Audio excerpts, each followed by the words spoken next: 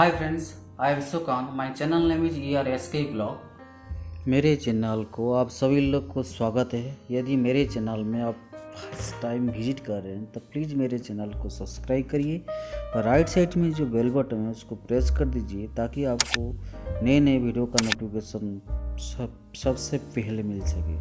तो आज का जो टॉपिक है, आपको बोलने से पहले हम ये बताते हैं कि 3 फेज पावर कैपेसिटर हम कनेक्शन कैसे करेंगे, उसका कंट्रोल डायग्राम क्या रहेगा, पावर डायग्राम क्या रहेगा, उसका फंक्शनिंग क्या रहेगा।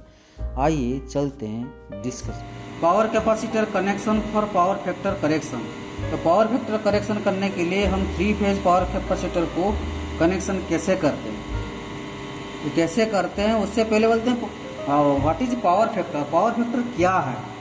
तो व्हाट इज पावर फैक्टर, ठीक है। पावर फैक्टर है, power factor is the difference between actual energy consumed,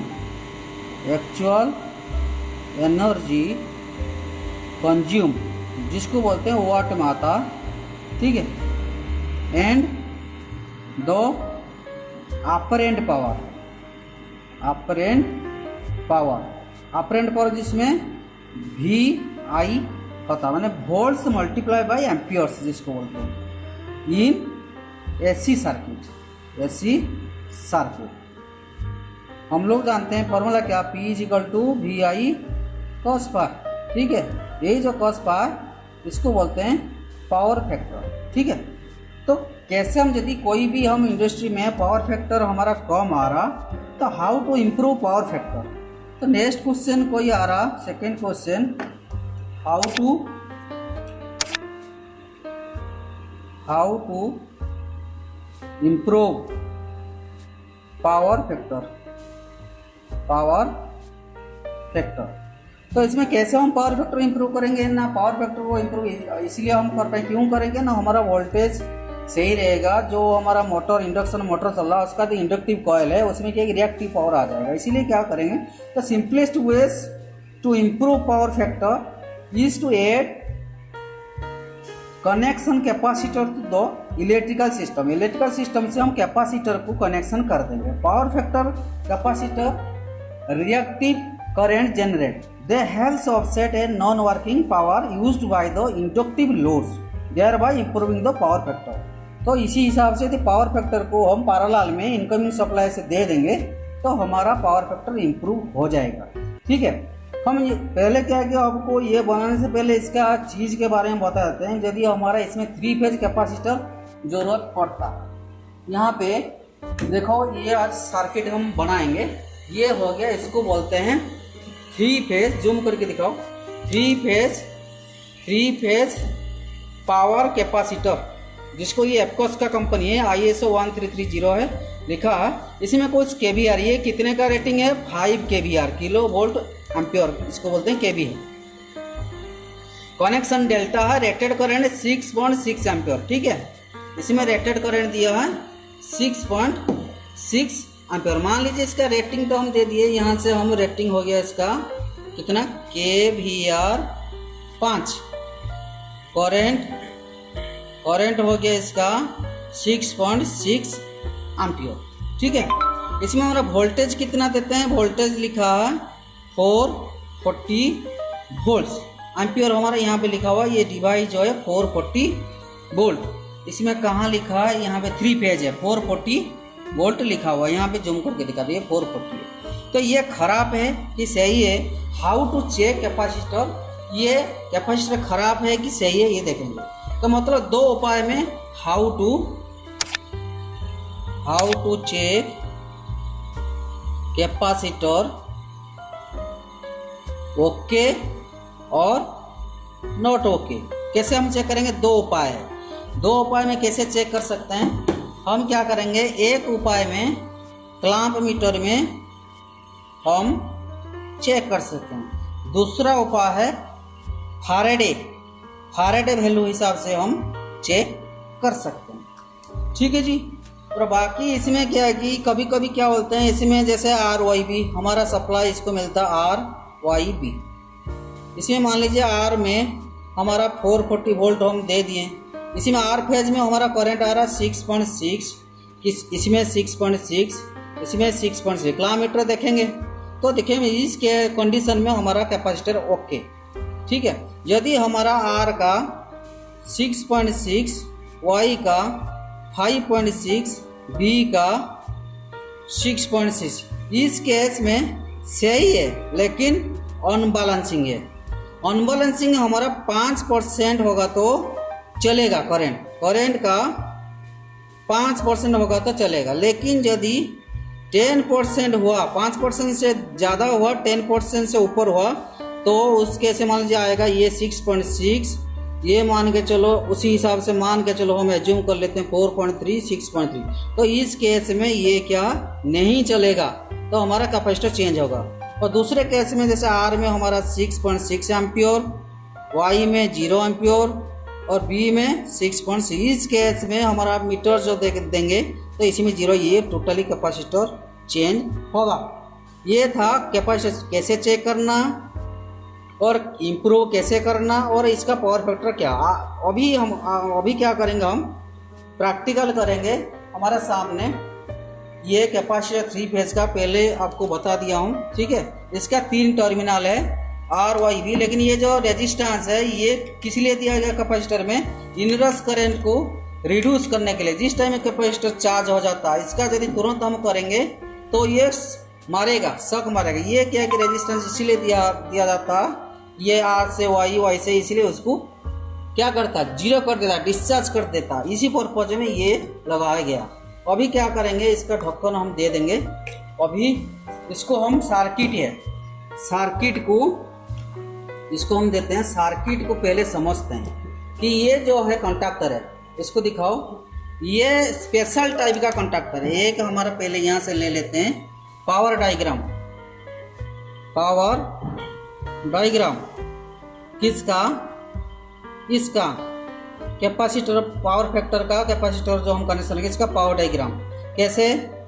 यहाँ से हम बोले तो लंबी वीडियो हो जाएगा, फिर भी हम कर लेते हैं।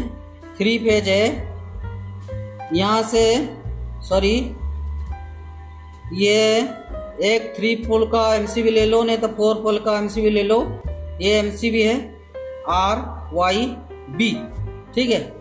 उसके बाद आएगा क्या, कॉन्टैक्टर, उसके बाद आएगा कॉन्टैक्टर, ठीक है। ये हो गया कॉन्टैक्टर, इसको बोलते हैं स्पेशल टाइप का कॉन्टैक्टर, स्पेशल टाइप कॉन्टैक्टर। ये ऑर्डिनरी कॉन्टैक्टर में, जैसे हम पावर कॉन्टैक्टर में, ऑक्सिलरी कॉन्टैक्टर में वो नहीं होगा कॉन्टैक्टर, ठीक है। K1 इसका जो ऊपर एक ऑक्सिलरी है एडॉन, यहाँ दिखाओ, ये हो गया, ये कॉन्टैक्टर है। इसमें देखो रेटिंग लिखा हुआ, यहाँ से जूम करके दिखाओ, इसका ये रेटिंग लिखा हुआ। ये LC1DF के 11 का ये कॉन्टैक्टर LNT का है, यहाँ पे पूरा लिखा हुआ। और ये जो पॉइंट है LCD1 के, ये जो है क्या कि इसका रजिस्टर है, रजिस्टर ब्लॉक है। इसको क्यों देते हैं ना, इसमें हमारा हम पहले पावर वायरिंग करके रखे हैं। ये RYB इनकमिंग है, ये यहाँ से 4 पोल का एमसीबी है, ये RYB, यहाँ से सीधे कॉन्टैक्टर का RYB कनेक्ट है। और ये ऑक्सिलरी कॉन्टैक्टर इसके ऊपर कनेक्टेड है। इसमें R से R, Y से Y, B से B, ये हो गया। इधर साइड से दिखाओ, इधर से जो आउटपुट से निकलेगा RYB, ये जा रहा कैपेसिटर को, पहले आपको दिखा दिए थे, ये कैपेसिटर को RYB जा रहा, ठीक है। उसके बाद इधर साइड से भी है, ये जो रजिस्टर है, ये इसका काम क्या है, जो इनिशियल कंडीशन में जो हाई इनरस करंट कैपेसिटर लेगा तो उसको रिड्यूस करने के लिए ये रजिस्टर ब्लॉक का यूज होता है, ठीक है। LC1DK ये रजिस्टर एडन है। तो यहाँ से RYB, यहाँ से कैपेसिटर, ये पावर डायग्राम कंप्लीट। अभी हमारा कंट्रोल डायग्राम बनाएंगे। कंट्रोल डायग्राम पहले हम, यदि आप वीडियो नहीं देखेंगे कंट्रोल डायग्राम कैसे नहीं बनाते, तो हमारा होल्डिंग सर्किट वाला ड्यूल स्टार्टर आप देखिएगा, उसमें समझ में आए। कंट्रोल डायग्राम देखते हैं।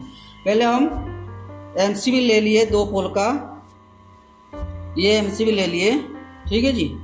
एमसीबी से ये R, ये न्यूट्रल, ठीक है। यहाँ से गया हम यहाँ से ले लिए, हम यहाँ से न्यूट्रल बाद में दे देंगे, हमको इसी हिसाब से बना देते हैं।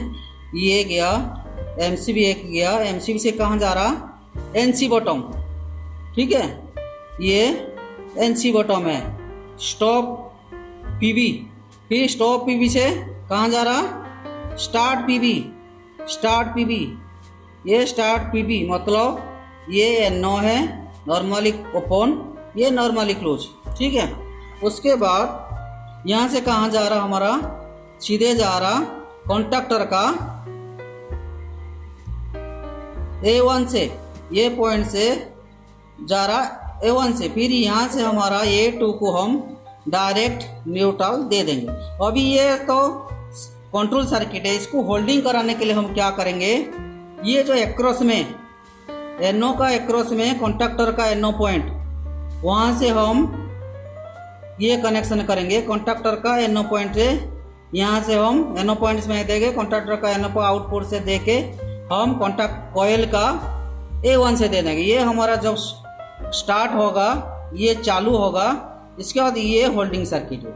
यहाँ से हम क्या कर सकते हैं, ये जो NO NC हो जाएगा, इस केस में हम यहाँ से इंडिकेशन भी दे सकते हैं। यहाँ से पहले यहाँ से एक इंडिकेशन हम NC है, ये मान के चलो NC है, यहाँ से एक इंडिकेशन हम शुरुआत से हम दे सकते हैं। ये इंडिकेशन जिस टाइम में बंद है, ठीक है, जिस टाइम में स्टार्ट करेंगे, इस टाइम में यहाँ से NO कॉन्टैक्ट से हम दे सकते हैं। यहाँ से ये पॉइंट से हम ले सकते हैं, ये पॉइंट से लेके यहाँ से हम इंडिकेटर स्टार्ट का, ये स्टॉप का, यहाँ से हम जोड़ दिए, ठीक है। क्लियर है, ये कंट्रोल सर्किट है। अभी यहाँ से हम प्रैक्टिकल करके दिखाएंगे। कंट्रोलिंग सर्किट है ये एनसी का, ये एनसी पॉइंट में स्टॉप पुश बटन गया, स्टॉप पुश बटन से निकल के स्टार्ट पुश बटन गया, स्टार्ट पुश बटन निकल के इधर जो है कॉइल में A2 में लगा गया, ठीक है। फिर इसके अक्रॉस में ये NO पॉइंट है, ये कॉन्टैक्टर का NO पॉइंट है। तो यहाँ से हमारा NO का अक्रॉस में हम यहाँ से एक लिए दे के NO पॉइंट में ये दिए, जूम करके दिखा देना, ये NO पॉइंट में NO पॉइंट है कि नहीं हम बल्ब से भी चेक कर सकते हैं, नहीं तो मीटर भी चेक कर सकते हैं, आप चेक कर सकते हो। यहाँ से NO पॉइंट से गया कॉन्टैक्टर का, आउटपुट से एक लूप मार के कॉइल A2 को चला गया, ठीक है। बाकी डायरेक्ट आप न्यूट्रल हमारा यहाँ A1 कॉइल को चला गया, ठीक है। बाकी यहाँ से हमारा जो रेजिस्टेंस है ये R से YB है, आउटपुट से RYB से कनेक्ट है। अभी हम देखेंगे हमारा सर्किट सही है कि नहीं, पहले कंट्रोल सर्किट देखते हैं। अभी इसको हम ऑन करते हैं कंट्रोलिंग, ठीक है। ये ऑन कर दिए कंट्रोलिंग, कंट्रोलिंग पहले हम देखेंगे सही है कि नहीं है। अभी दिखाओ,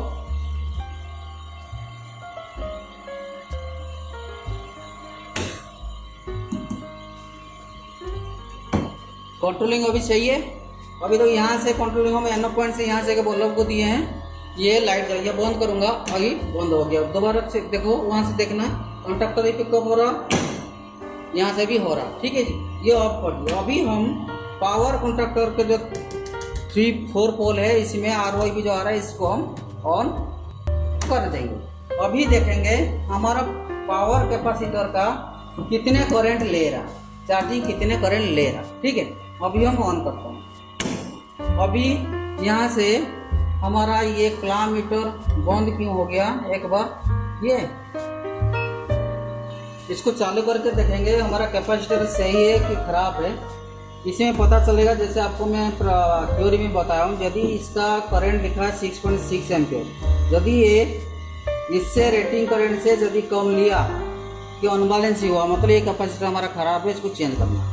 हम ही लगा देते हैं। पहले ये मल्टीमीटर को हम सेट कर दिए, इतने 20 एम्पियर में कर दिए, 6 पॉइंट है, कोई बात नहीं, ऑन कर दिए। अभी हम ऑन करते हैं, इसमें दिखाना, अभी ऑन कर रहा हूँ। अभी कितना हमारा करंट ले रहा, मतलब एक में बहुत कम ले रहा। कौन सा, R फेज में। दूसरा फेज में देखते हैं, इसमें 3.78 है, ठीक है। उसके बाद B में 3.2 में बैलेंस दिखा रहा, तीसरा में 0.31 में दिखा रहा। यहाँ से भी दिखा देते हैं R फेज, वहाँ से जो जा रहा है यहाँ से वही दिखाएगा। यहाँ से देखो 0.05, इसका मतलब है ये हमारा जो कैपेसिटर है खराब है। इस केस में इसीलिए हम खराब कैपेसिटर लिए थे कि आपको समझाने के लिए कि कैपेसिटर कैसे चेक करना, how to check capacitor okay और नॉट ओके, और कैसे कनेक्शन करना, कंट्रोलिंग आपको बता दिए हैं। बाकी हम नेक्स्ट जो वीडियो में पैनल में आपको बताएंगे, आपको समझ में आएगा। आई होप वीडियो आपको अच्छा लगा तो हमारा चैनल को ज़रूर सब्सक्राइब करिए। वीडियो देखने के लिए अंत तक आपको बहुत बहुत धन्यवाद।